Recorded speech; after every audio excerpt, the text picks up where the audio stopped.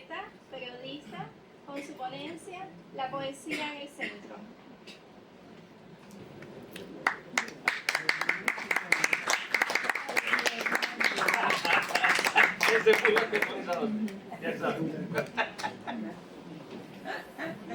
Bueno, buenos días. Como acaba de decir ella, yo vivo en la ciudad de Santa Clara, donde también escribo, a veces sufro y a veces soy feliz. Existe un eslogan muy antiguo en Cuba que justo en su momento y justo en esta actualidad, que dice que Cuba es La Habana y lo demás son áreas verdes.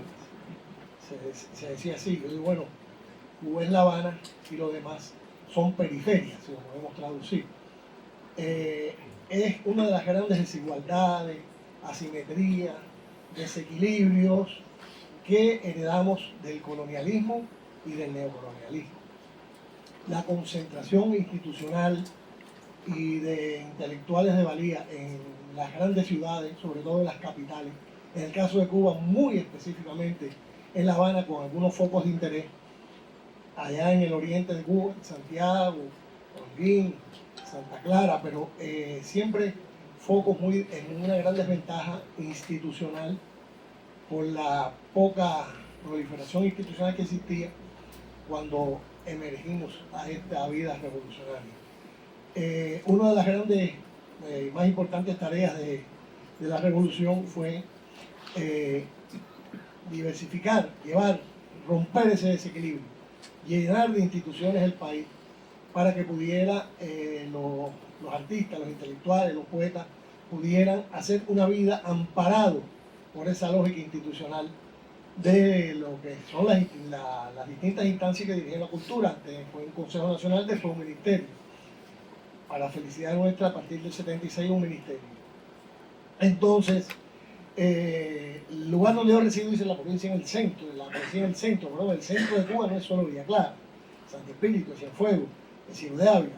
Pero bueno, mi labor se concentró mucho en Villa Clara, que es una ciudad que tenía una de las únicas tres universidades que existían en Cuba, la Universidad Central de las Villas, que se fundó en el año 1952. Entonces, esa universidad tuvo la fortuna de que tuvo una editorial, una de las pocas editoriales que tuvo Cuba, que eran del Estado, que no eran los propios autores quienes se autofinanciaban las ediciones. Existía allí bajo la batuta de ese gran poeta y gran animador cultural que fue Samuel Feijó. Muchos de los mejores libros, de los grandes clásicos de la literatura se publicaron ahí en esa época. Feijó terminó su labor en esa universidad en el 58 y fue un momento en que, bueno, razones ahora, por qué Feijó se fue de ahí no vale la pena ahora entrar a analizar. Pero fue un momento en que desapareció la vida editorial en esa provincia. Volvimos a lo alternativo, a lo pequeño, a lo que cada cual podía hacer con su obra y sobre todo con la mirada puesta en La Habana, que era donde estaban las editoriales que podían hacer nuestros libros siempre que ganáramos un premio importante. Era la única vía en aquellos años. Luego se diversificó eso y ya se podía acceder a los catálogos de otra forma.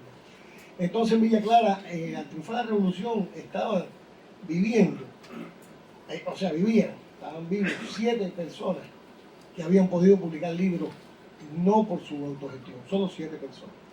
Esta política que yo estoy diciendo, institucional, de proliferación, de siembra de instituciones en el país, primero con los talleres literarios, luego con lo que fue la Brigada Hermanos Ahí, luego la Asociación Hermanos Ahí, que era para los jóvenes, luego la UNIAC, que se fundó en el 99, 79. Bueno, pues fue creciendo ese catálogo. Al momento que yo comienzo a trabajar que yo dejo de trabajar en la editorial que fundé en el año 90, una editorial con los recortes del periódico y todo eso que se hacían, no creían que el 90 fue un año fácil, un año terrible para Cuba, periodo especial, cuando se terminó el campo socialista. Entonces se fundó aquella editorial. Al terminar yo, que salí de ahí en el 2004, ya pasaban de 100 los autores que habían publicado sus libros, con todos los honores que lleva publicar un libro para un autor. o sea, con su derecho de autor, su honorario, con su promoción en los eventos principales del país, la Feria del Libro, los premios de la ciudad, de distintas regiones de Cuba, por los municipios, sobre todo porque el viaje ese que yo describí de La Habana hacia la provincia, se reprodujo también de las provincias hacia los municipios. Y ya en el año 2000 se crea un programa de Fidel que se llama, popularmente le decían masificación de la cultura. Se genera eso de que los municipios tenían que tener una atención, una mirada diferente para que sus autores pudieran publicar sus libros como todos, ¿no? También quiero decir que eso trajo como consecuencia como un espejo que en la propia universidad empezara a ser de interés la poesía que se escribía en esa provincia. Que no me detengo mucho ahora ya en eso pasó así, pero ¿qué pasaba ahí con la poesía? La poesía de los 80, la región central tuvo un importante grupo de poetas, allá en Santa Clara, Fran Abeldo Pico, un poeta que yo creo que fue uno de los poetas precursores de lo performático en la poesía, porque era actor, en el caso nuestro, ¿no? Ya eso en el mundo andaba, que decía sus poemas y los actuaba casi, pero con una calidad tremenda, con su primer libro que ganó el premio David, tuvo el premio de la crítica, cuando el premio de la crítica tenía otras características que no son las de hoy. Entonces, estaba eso que era una poesía que retomaba muchos códigos de la poesía de que había tenido la generación del 27 y la de los 50 en España, más el coloquialismo cubano. Que eso me escribí en una conferencia aparte, lo que fue el coloquialismo cubano, es la poesía de lo cercano, de lo cotidiano, de lo personal, esa poesía llena de humor, de frases populares. Él era uno de esos. Heriberto Hernández, que ya falleció, estaba en el otro extremo. Él trataba un poco de reproducir la poesía a los orígenes, ¿no?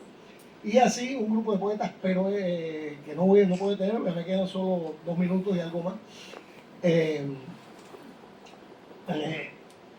Por favor, en lo estilístico también se generó un movimiento muy importante, muy fuerte, con mucha producción de la poesía tradicional, la décima, el soneto, el romance, todo eso tuvo sus cultivadores con sus libros publicados, con libros que tuvieron un impacto en los lectores nacionales. Sigfredo Ariel, que fue un poeta ya también falleció. Estos 3 poetas que he dicho ya fallecieron muy jóvenes, murieron como los grandes poetas locos.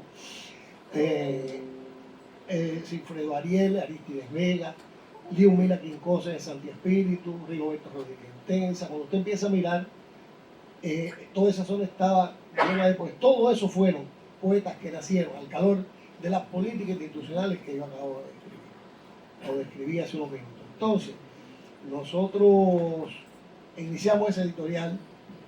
Son editoriales que están vivas en toda la provincia de Cuba. Hay una o más editoriales que atienden a los autores de ahí, a los de toda Cuba también, porque ya no solo se centraron en la mirada provinciana, sino en Villa Clara se publica en La Habana, de Pinar del Río, en Pinar del Río se publica de Santiago y de otros países también, y eso ha generado un aporte también a la cultura general del público lector de esos lugares. Las periferias son cada día más nuestro horizonte, a donde tenemos que ir, porque hay un público virgen por conquistar. Solo termino con una anécdota. Los extranjeros no lo saben, pero los cubanos saben que Cuba existe la libreta de abastecimiento, se llama la libreta, ¿verdad? Que es esa donde le dan el arroz, el azúcar, lo que le corresponde. Gracias a eso comemos y hemos comido muchos años. Entonces, una vez que fuimos a un lugar que se llama Palmasola, donde nunca había llegado el libro, pusimos los libros en el portal de la bodega donde se venden los víveres, los pusimos y empezamos a vender. ¿Y qué pasaba? La gente venía con su libreta para que le dieran los kilogramos de libros que le tocaron por la libreta. Eso demuestra, es como dice Alpidio Alonso, cuántas personas de esas usted conquistó para siempre con la poesía. Y eso es algo que ya tiene un valor inestimable para cualquier país como Cuba, que aspire a que su población sea una población culta, revolucionaria y solidaria. Y me ahorré 10 segundos.